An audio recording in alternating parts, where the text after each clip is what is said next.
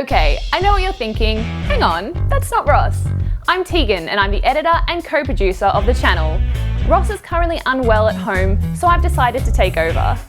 I hope you enjoyed this story with Rielle and her Royal Enfield Classic 500. My name's Rielle and I've been riding for about 3.5 years now.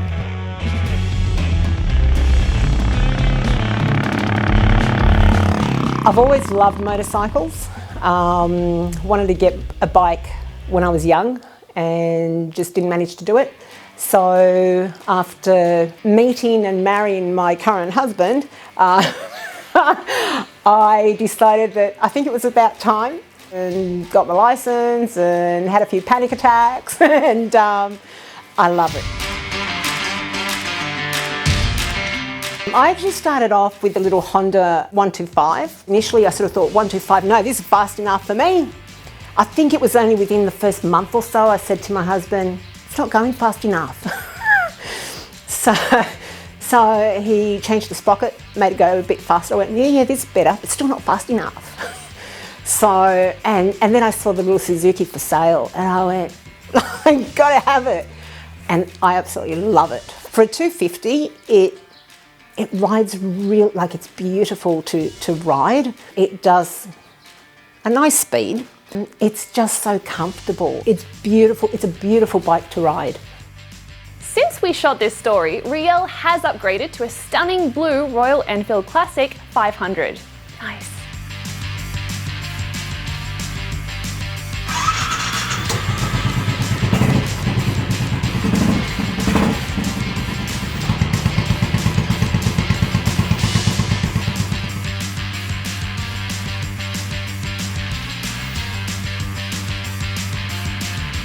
Well, I'm a pretty crappy rider,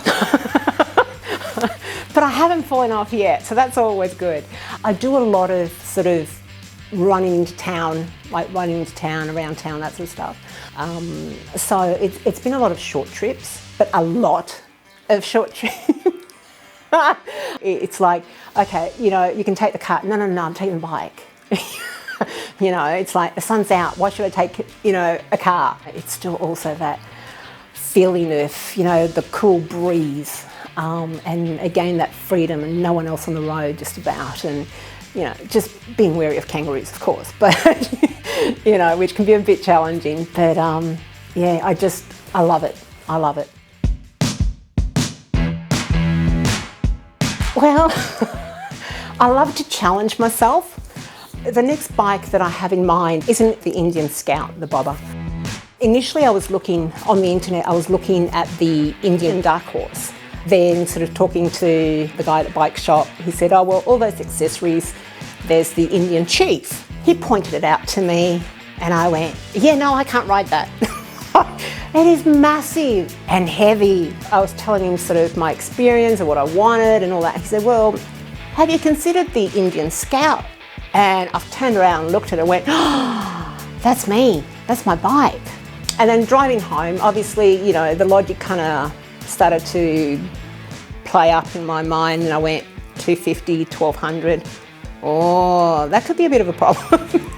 So, especially for someone that hasn't been riding that long.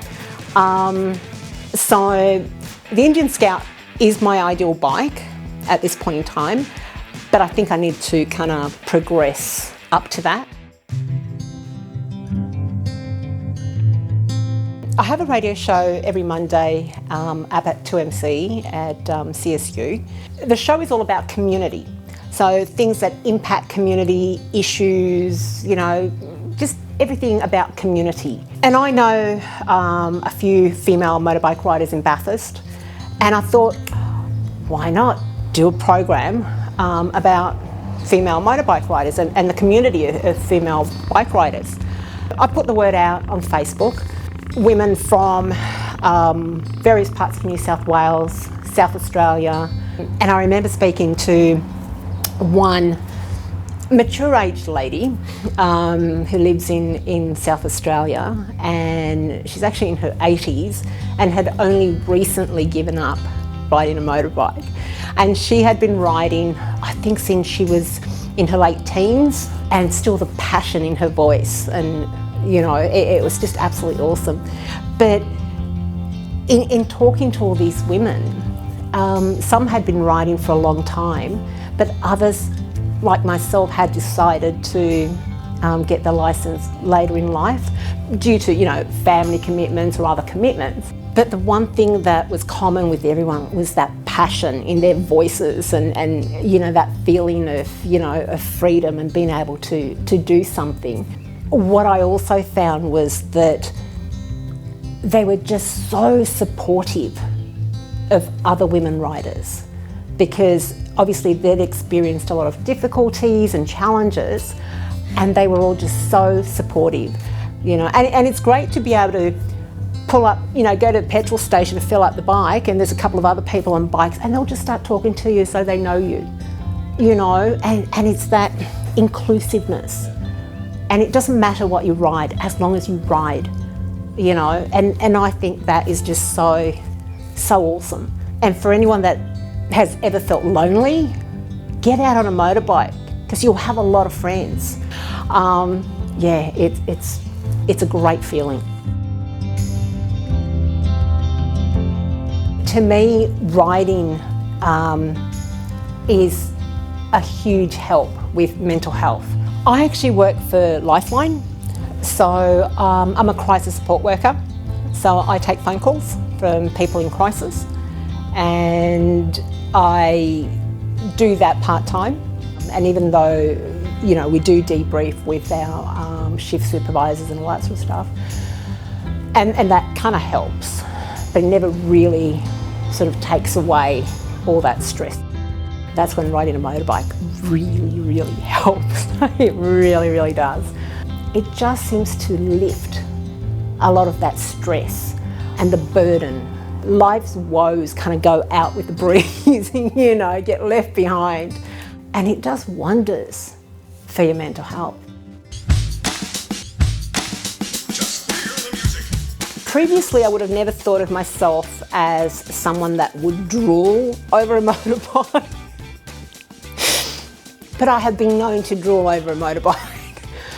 It's that mental health support, that feel good, you know, feeling that you get, that freedom, that knowing that you may be riding on your own, but if something happens, you'll never be on your own, because another motorbike rider will come along and they will stop and they will help you.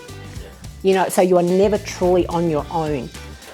It's that feeling of inclusiveness, that family kind of, you know, you're in a community and they treat you like family. They treat you like they've known you all your life, just because you ride a motorbike, you know, and I think that's great.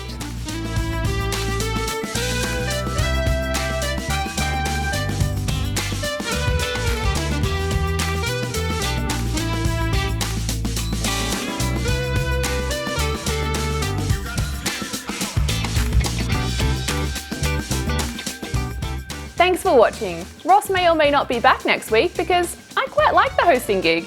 And seeing as I'm the editor, I guess I really do get final say on who makes the cut. If you like the content, then hit that like button and subscribe to the channel. And remember, this woman rides her own motorbike. And you can't buy happiness, but you can ride a motorcycle, and that's kind of the same thing.